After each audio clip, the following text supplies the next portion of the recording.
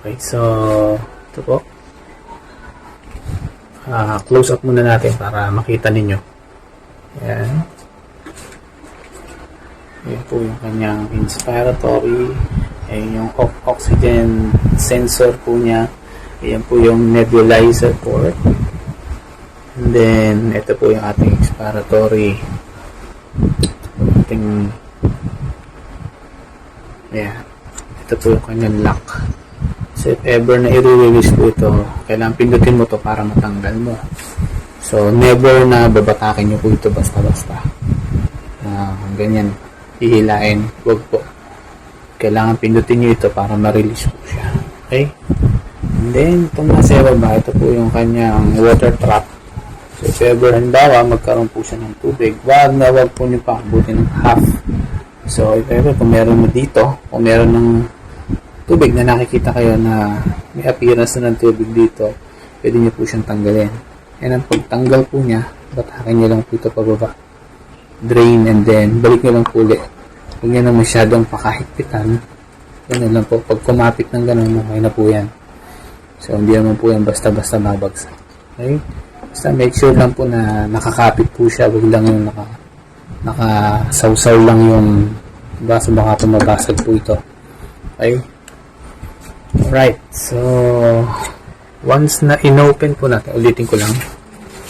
So, ayun po, nandun po sa likod yung ito po, yung kanyang on and off button. Ayan, meron po siyang swivel cover. Ayan, ito po yung on and off button. Right? Okay, so balik po tayo. Once na inopen po natin, mga around a minute, within a minute, bago lumitaw po itong pinaka display. Okay, so makikita po ninyo, ayan, dapit ko, test in progress, gas supply test, leak test, flow sensor test, pressure sensor, safety valve, and then the result. So, pag inopen po nyo, ito yung unang-una ninyong makikita. So, nakalagay po doon, connect a test hose to the expiratory port and inspiratory port. Then press confirm to continue. So, ito po yung ginagamit po natin. Ayan, ito lang yung straight lang po. So, i-connect ko siya dito. Pag nag-connect po kayo ng tube, hawakan niyo po dito para may support kasi para hindi po ito mapuwersa. Okay? So, ikabit niyo po doon and then yung kabilang dulo, ayan, straight lang po siya. Okay? Ikabit niyo lang po dito. Ayan. Okay, yung nagkakabit po kayo, lagi niyong kaalalayan para hindi po napupuwersa. Okay? Then, next po.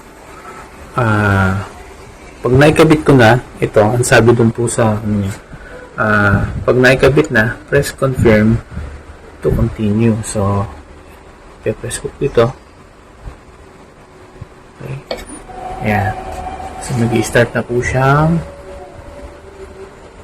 mag-self-test. Okay. So, may check na po. Yung gas supply, leak test, pasado po siya. Tayin lang po natin matapos lahat. The next is the flow sensor test.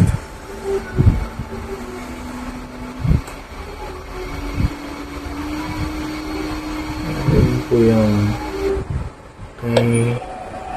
Then the next, pressure sensor, check, and the last one, safety valve test. Okay. So, once na napunta na po siya dito sa display na to, ibig sabihin po, pasado na po siya dun sa ating self-test. Okay?